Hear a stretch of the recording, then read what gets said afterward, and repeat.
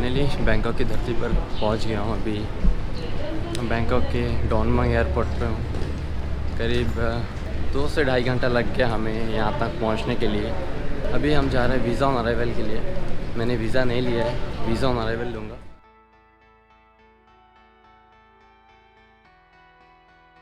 तो गाइस, मैं अभी इंडिया में ही हूँ। मैं वापस घर आ गया हूँ। मैं इस वीडियो को इसलिए शूट कर रहा हूँ और आप लोगों को बता दे रहा हूँ कि उस टाइम मैं काफ़ी ज़्यादा टायर्ड हो गया था, जिसके कारण मैं वीडियो को शूट नहीं कर पाया, आप लोगों को इन्फॉर्मेशन नहीं दे पाया। इसलिए मैं अभी इस वीडियोस को पूरा अच्छी तरह से आपको एक्सप्लेन करूँगा कि मैंने कैसे वीज़ा ऑन अराइवल होता है ना, उसको मैंने कैसे कंप्लीट किया और क्या क्या प्रोसेस हुआ वो मैं आपको बता देता हूँ। क्योंकि उस टाइम मैं काफ़ी ज़्यादा टायर्ड हो गया था, क्योंकि 3 घंटे मैंने उस लाइन में लगा था वीज़ा ऑन अराइवल लेने के लिए, जो कि फ्री था। पहला एक्सपीरियंस था, अच्छा ही था। अब वीज़ा ऑन अराइवल है तो लाइन में तो लगना ही है, चाहे आप ऐसे नॉर्मल टाइम पे जाओ या फिर आप क्राउड टाइम पे जाओ, आपको तो वीज़ा ऑन अराइवल में लाइन में लगना ही है। तो आपको बता देता हूँ कुछ पॉइंट हैं जो वीज़ा ऑन अराइवल में आपको मेन इंपॉर्टेंट फॉलो करना है। जो मैंने फॉलो किया है मैं आपको वही बताता हूँ, जो मुझे काफ़ी आसान तरीके से वीज़ा ऑन अराइवल का प्रोसेस हो गया था।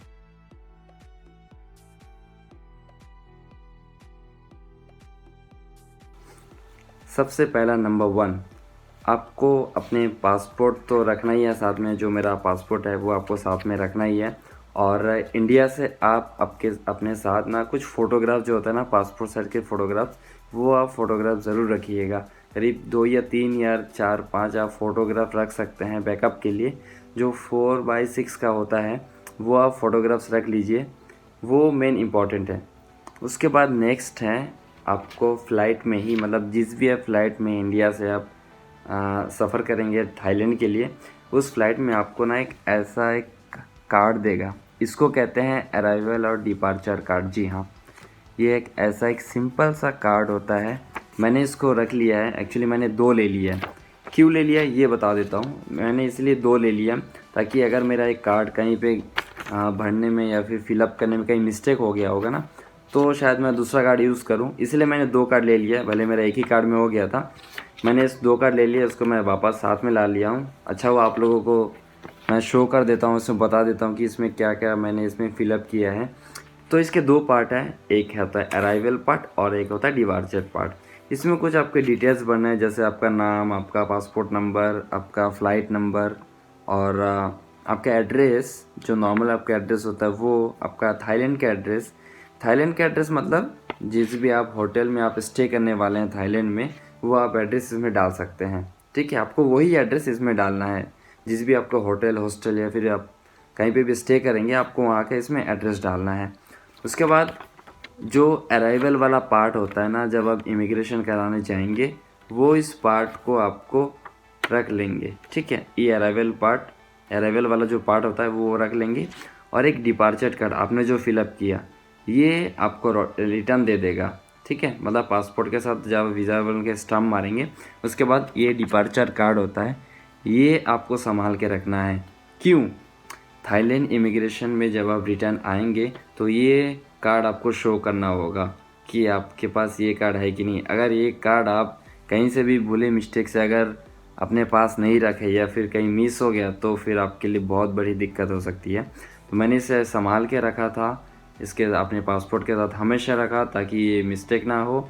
अगर आपके बाई चांस मिस्टेक हो जाती है तो आप इसको फ़ोटो खींच के रख सकते हैं सिक्योरिटी के तौर पर। अगर आपके पास बाई चांस इस मतलब पासपोर्ट के साथ या फिर अदरवाइज़ ये छोटी सी पर्ची होती है, अगर गुम हो जाता है तो आप क्या कर सकते हैं। तो आप ध्यान में रखिए, अपना पासपोर्ट तो साथ में रखना ही है, साथ में ये डिपर्चर कार्ड।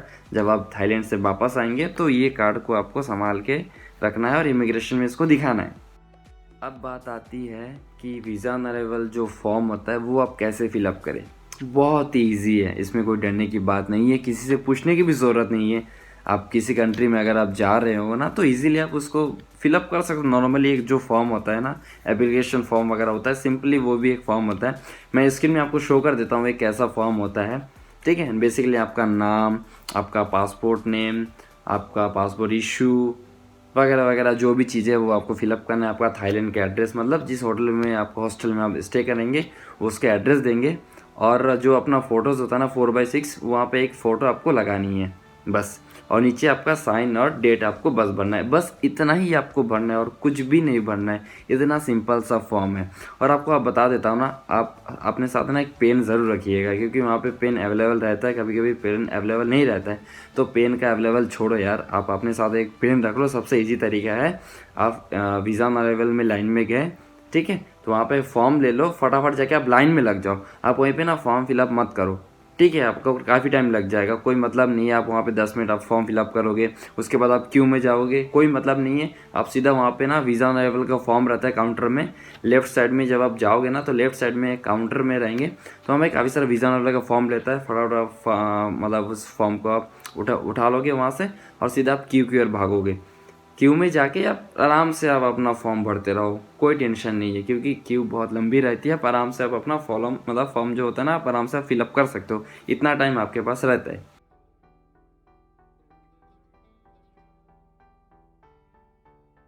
तो आपने वीज़ा ऑन अराइवल का फॉर्म लिया, साथ में आपने अपना फ़ोटो भी ले लिया। इसके साथ कुछ 3-4 डॉक्यूमेंट्स होता है जो आपको अटैचमेंट करनी है। सबसे पहला है आपकी रिटर्न फ़्लाइट टिकट, जो आप थाईलैंड से वापस आएंगे उसकी आपकी फ़्लाइट टिकट जो होता है वो आपको दिखाना होगा। आप ज़रूर आप उस चीज़ को आप प्रिंट आउट करके लेके जाइए, मैं तो कहता हूँ आप उस चीज़ को ज़रूर आप प्रिंट आउट करके लेके जाइए। दूसरा ये है कि आप अपना होटल या फिर हॉस्टल बुकिंग का उसका भी आप प्रिंट आउट ले सकते हैं। अदरवाइज़ आप अपने फ़ोन से भी आप उनको शो कर सकते हैं कि मैंने इस होटल में मैं स्टे करने वाला हूँ इतने दिन के लिए। तो मैं आपको दिखा देता हूँ कि मैंने भी कैसे हॉस्टल बुक किया था। मैंने अपने मेल में अपना हॉस्टल जो होता है ना उसको बुक कर लिया था। तो मेरे पास प्रिंट आउट नहीं था, तो मैंने अपने फ़ोन से उनको शो कर दिया था।